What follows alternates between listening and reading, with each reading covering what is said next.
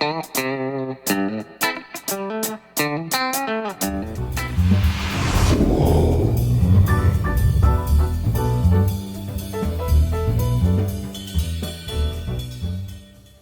такой Лошкарев Андрей?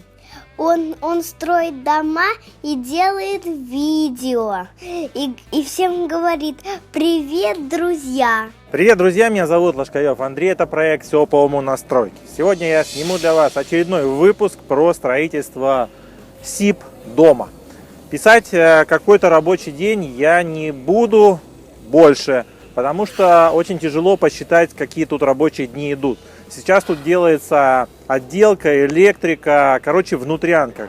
Приезжают рабочие то на 2 часа, то на 3 часа. Короче, очень рваный график в работе. Поэтому посчитать точно и назвать вам в очередном выпуске какой-то рабочий день, уже, наверное, эта информация будет не совсем актуальна. Поэтому буду просто снимать для вас выпуски и рассказывать, что здесь делается и, соответственно, как это делается.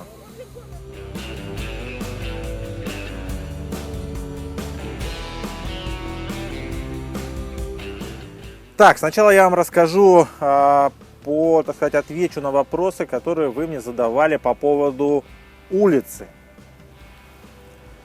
Как подключается электричество, как оно заводится в дом. Вот он столб, это вот столб, от которого питается этот дом. Стоит коробка, щиток, там счетчик. То есть электрики не ходят к вам домой, на участок. Они подходят к столбу. Я не знаю, сами они открывают или вы им открываете ящик, где счетчик. От этого ящика в землю сейчас по воздуху провода не проводят. Вся проводка подключения дома идет исключительно под землей. Ну, может быть случаи, когда и по воздуху, но в основном под землей. Вот из коробки в землю у нас ушел провод электрический. И он приходит в дом. Уже стемнело, я вам просто не покажу, где он там выходит. Он выходит под домом и снизу запитывается в дом, заходит в дом. Все, вот такое подключение к дому электричества. Следующий момент, как подключалась станция, замерзает, не замерзает из-за особенностей фундамента. То есть у нас там получается труба открытая. Так, может быть, что-то вы увидите. Вот я вам сейчас с этой стороны покажу. Вот видите, такой вот серый утеплитель, рукав. Вот в него, вот это и есть у нас канализация. Вот она открытая. Почему она не замерзнет? Потому что вода у нас, канализацию, как правило, смывается теплая. Ну, больше нуля. Что горячая, что холодная, что из туалета. И она очень быстро пролетает. То есть вода замерзнет, если она у вас там остается. Если она... горячая вода, теплая, пролетает, вот, сразу в септик, то ничего не происходит. Поэтому вот такое открытое подключение, вот, нормальное. Каким образом здесь делались дорожки, площадка? Посмотрите мое видео про мощение. Вот, здесь делали точно так же. Не экономили, с подсыпками, со всеми делами. То есть выкапывался грунт, до твердого грунта, сколько бы его ни было, укладывался песок, щебень, под площадку пенополистирол. Все, получилось твердое, плотное основание, ровное, не промерзающее, соответственно, пучения никакого не будет. Все, вот таким вот образом происходит мощение. Более подробно ссылка будет под видео на мой ролик про мощение. Я там в деталях про это рассказал. Здесь нет никакого смысла вам об этом говорить. Вот это мощение здесь сделано точно так же. Вокруг дома вот эта отмостка сделана точно так же, как и дорожки. Смотрите видео, ссылка на видео про мощение в описании. Итак, друзья, были вопросы по поводу дренажа. Дренаж я тоже показывал, поищите в выпусках про вот этот СИП-дом, в какой-то серии про дренаж я показывал. Много было каких-то возмущений по поводу расходов на участок. Это, друзья, личное дело, можете участком своим вообще не заниматься. Большинство застройщиков, которые продают дома, которые занимаются продажей домов, строительством домов на продажу участками не занимаются, поэтому у них цена дешевая. Но участок это реально дорогая штука, если заниматься вот земляными работами, приводить участок в порядок. Зачем это нужно?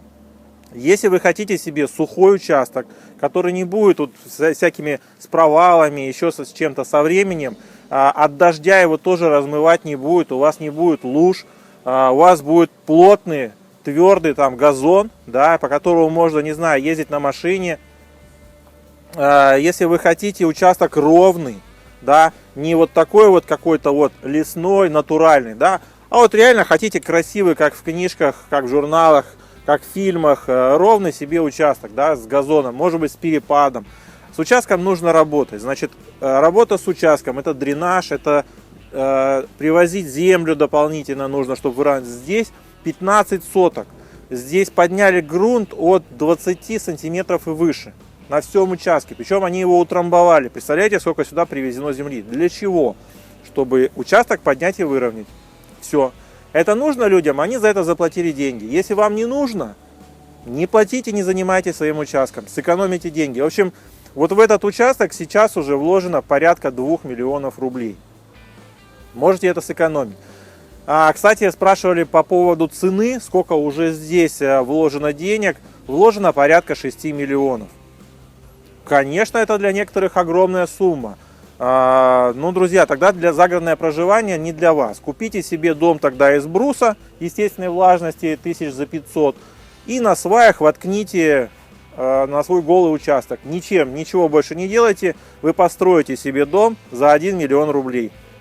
Если вы хотите себе качественный дом со всеми удобствами, чтобы вас радовало в нем, чтобы уровень отделки у вас был хотя бы на уровне квартиры, вот, хотя в загородном доме отделка должна быть, ну, не знаю, там, ну, пусть такая же даже, вот, то за дом в 160 метров вы меньше, чем, не знаю, там, в 5 миллионов не впишетесь. Мне какой-то там строитель прислал ссылку с вопросом: Андрей, я построил дом на продажу в Подмосковье, да, там, в 50 километрах от Москвы, с моим интересом, то есть с его интересом, дом он продает за 4 800, это с участком совсем. Прислал мне видео. Ну, конечно, он там сделал дом из сруба. Да, сруб стоит дешево, причем сруб не калиброванный, красивый, большой, а обычный, вот, ну, там он денег вообще не вкладывал ни во что. Воткнул 2 сруба, более-менее разровнял участок и сделал малюсенькую дорожную площадку под мощение. Ну, конечно, там денег вложено 3 миллиона, плюс еще 1,5-2 миллиона он сверху зарабатывает. Вот его 4 800 и получаются. Плюс у него крошечный участок, не 15 соток и не ИЖС, а, по-моему, там садоводство.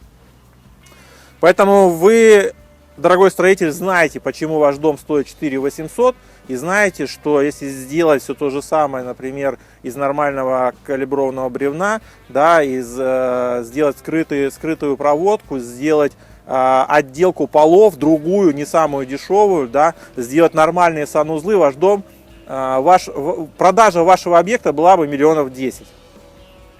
За 4 800 без проблем продавайте, кого-нибудь найдете. Вот, значит, пойдемте внутрь, покажу вам, что сделано внутри, а также все-таки доберусь до 2-го этажа и покажу вам эти теплые полы без стяжки.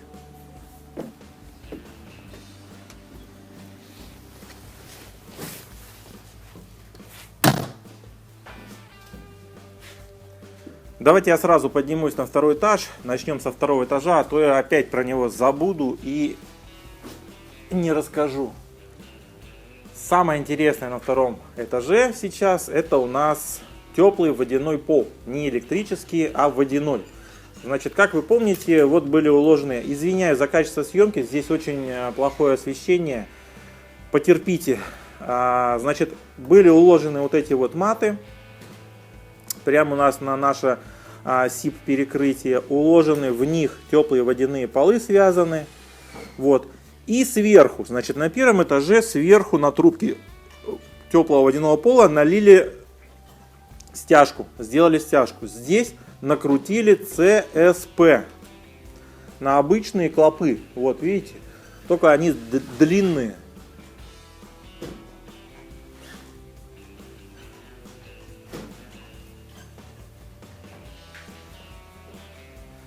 Стыки проклеили бумажной лентой. В итоге у нас получается вот такой вот ЦСПовый пол.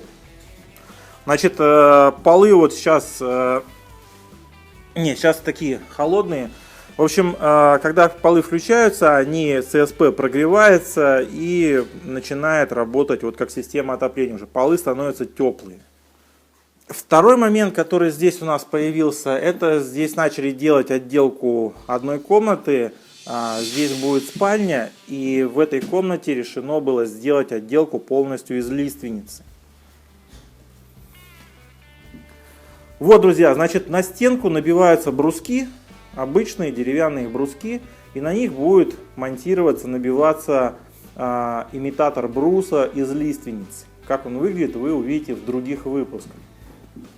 Значит, толщина бруска у нас полностью позволяет, так сказать, скрыться проводке. То есть проводка не будет выпирать из брусков, и имитатор нормально закрепится на стене.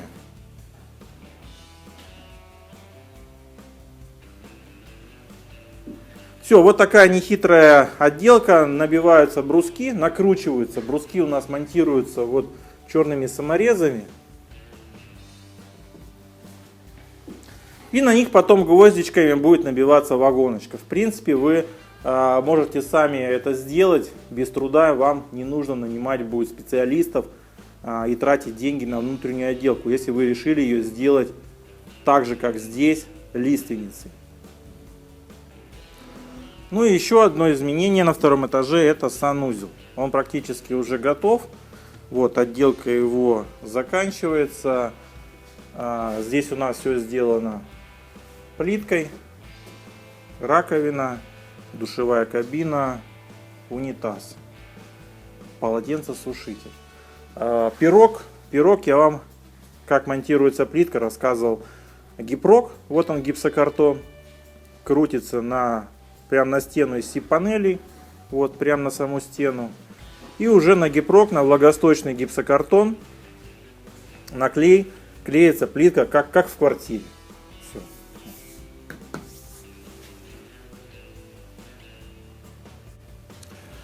Далее прямо на ЦСП будет укладываться ламинат в обычном порядке, как это вы делаете в квартире.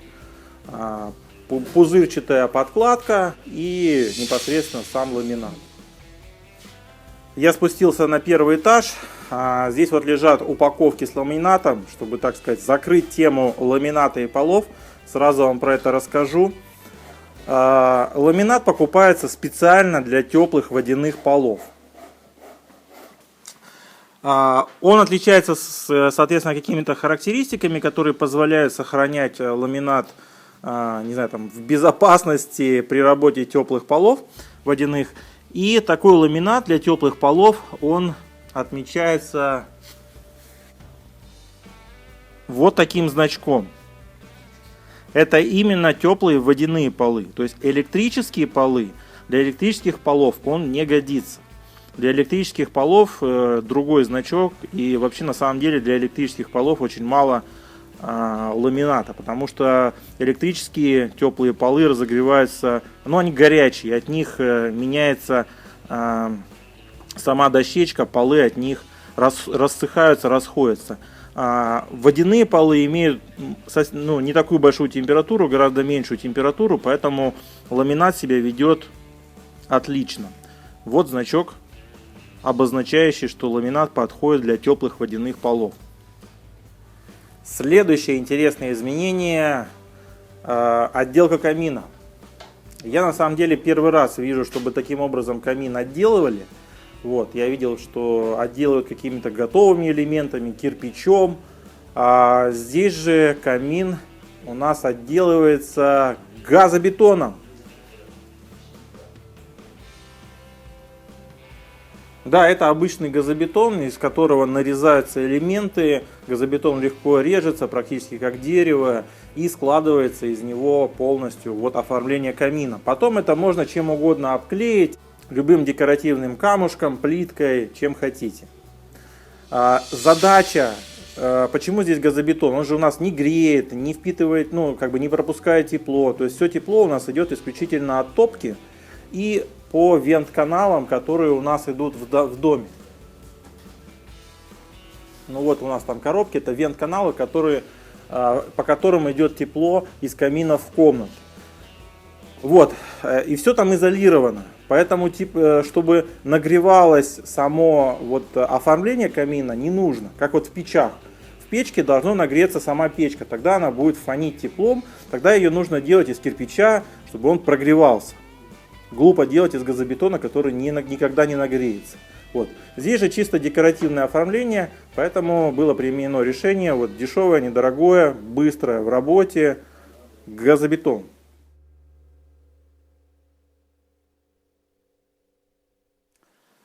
По поводу электрики.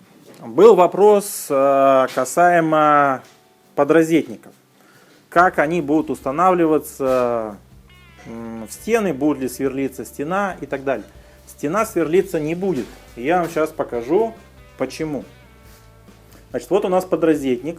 Вот у нас стена. Здесь применяются бруски 30 либо 40 миллиметров. Значит, с учетом гипсокартона получается у нас вот такая история. Смотрите. Видите? То есть прямо точь-в-точь подрозетник помещается у нас до ОСБ. Там, где вот совсем чуть-чуть надо будет его счесать, там пару миллиметров, вот так, то, соответственно, ОСБ немножко поцарапают.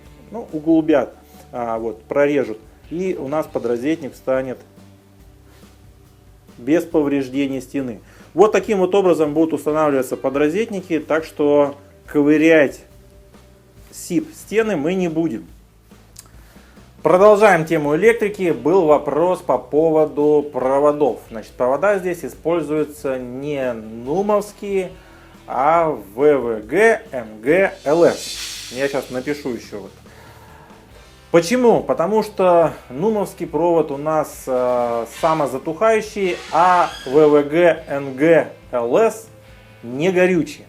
Плюс ВВГ стоит дешевле. Плюс по нормам кабель этот можно было бы, ну, вот этот ВВГшный кабель можно ввести, вот как здесь проведено в пластиковых трубках, да, не горючих, самозатухающих. А нумовский нужно ввести по негорючей поверхности. То есть вы должны будете либо это ввести в каменной стене его, либо в железной оправе. Короче, смысла использовать нумовский провод здесь нету. Дороже, труднее.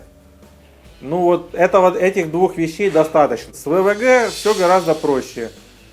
Дешевле, потому что это наши российские провода. Надежнее, потому что они не горючие, это совсем другой класс.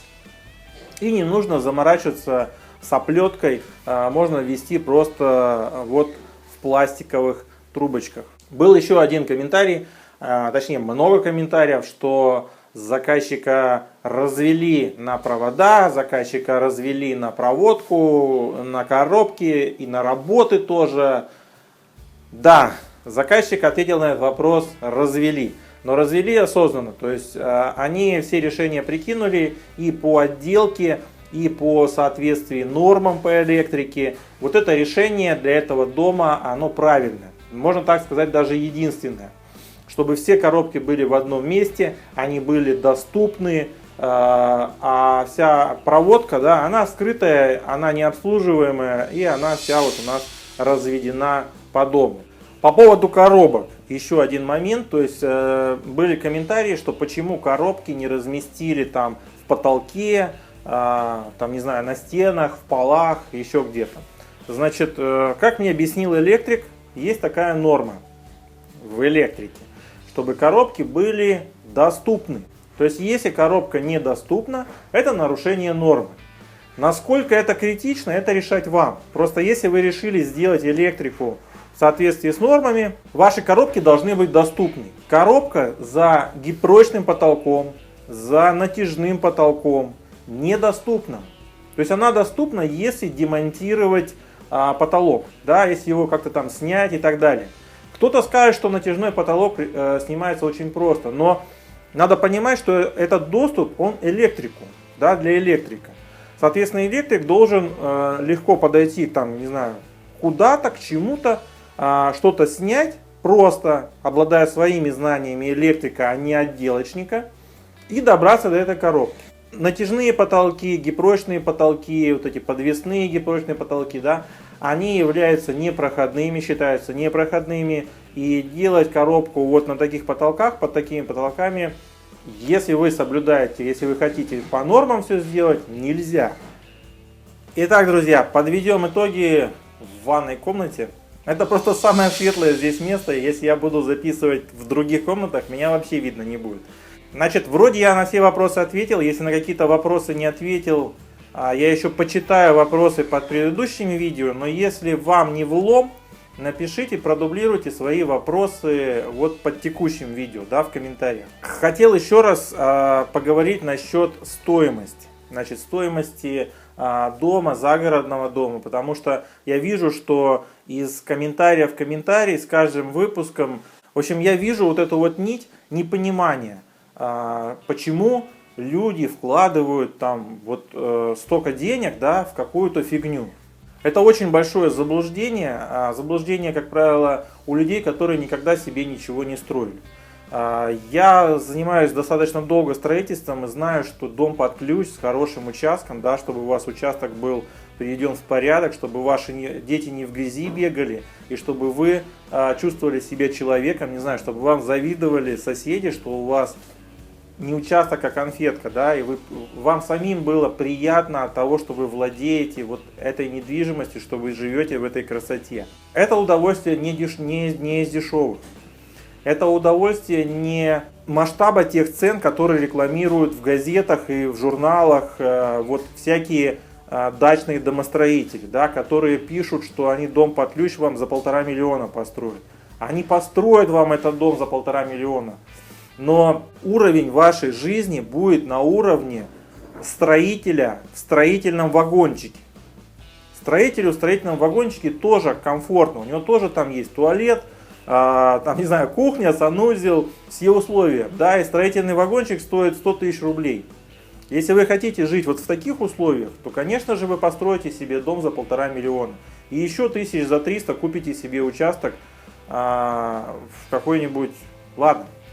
Я что-то начинаю загоняться. К чему я веду? Значит, вот в этот объект будет вложена определенная сумма денег по итогу, так сказать, итоговая сумма, в которую войдут как бы вот, ну, в общем, заказчики, владельцы этого дома посидели и подумали, что они хотят вот в этом доме реализовать, да, какую технику они хотят, какую мебель они хотят. Все, то есть полностью все наполнение дома, плюс вот отделка, все. И по участку тоже все сделать. То есть вот чтобы вот полностью готовый объект недвижимости, укомплектованный и обставлен. И вот эту сумму денег итоговую они разделили, если ее разделить на площадь дома в 160 метров квадратных, получаем порядка 60 тысяч рублей за квадратный метр. Плюс мы имеем баню, ну ее сейчас нет, но вы увидите, что она будет офигенная и не дешевая. Мы имеем 15 соток земли, мы имеем газ, то есть нам достаточно дешево будет топиться. Этот участок находится в непосредственной близости от Санкт-Петербурга, до Питера ехать 15 минут. Причем здесь вот дорога такая, которой никогда не бывает пробок. Отличное место. И то есть вот с участком, с домом, с баней, со всей техникой не самой дешевой, да, там с большими телевизорами, я не знаю, все. С мебелью не самой дешевой. Вы получаете это все за 62 тысячи, ну, по-моему, 62 тысячи за квадратный метр. Для сравнения, вот я живу сейчас в новом доме, многоэтажке, современный комплекс, типа современный комплекс. Квадратный метр стоит 100 тысяч рублей. За 100 тысяч рублей вы покупаете не квартиру с отделкой, вы покупаете коробку, где стены у вас бетонные, и вместо санузлов у вас трубки. Все, трубы. Вы сами должны сделать отделку. Сколько стоит внутренняя отделка квартиры, можете узнать у Земского. Да? Он вас быстро приземлит. Вы вложите к этим 100 тысячам еще прибавите столько же, как минимум. И получается, что... Причем Я отлично слышу всех своих соседей, когда они бегают, ругаются и так далее. То есть, вроде на словах это элитный дом, вроде стоит недешево. Но по сути, уровень проживания, он такой слабенький, комфорта нету. Да, мне мешают жить, да, я ищу достаточно долго место для парковки, потому что место для парковки я должен купить еще за 1 000 000 рублей.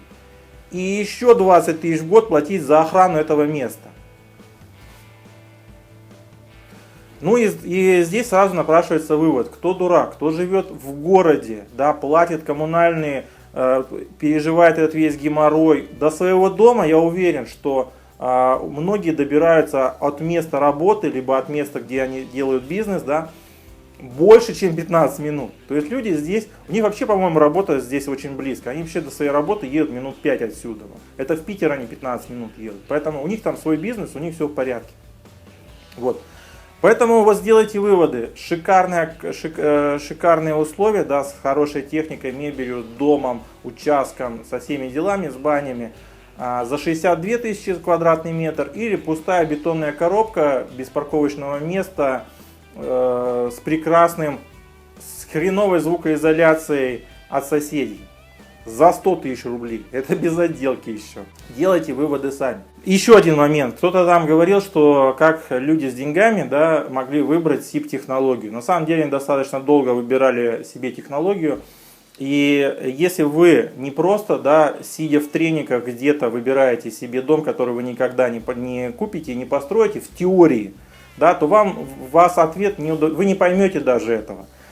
Если вы выбираете дома, да, вы посмотрите на кирпичные дома, на газобетонные, на клееный брус, на, там, не знаю, на кругляк, да, на срубы, на каркасники, на все. Вы именно их изучите.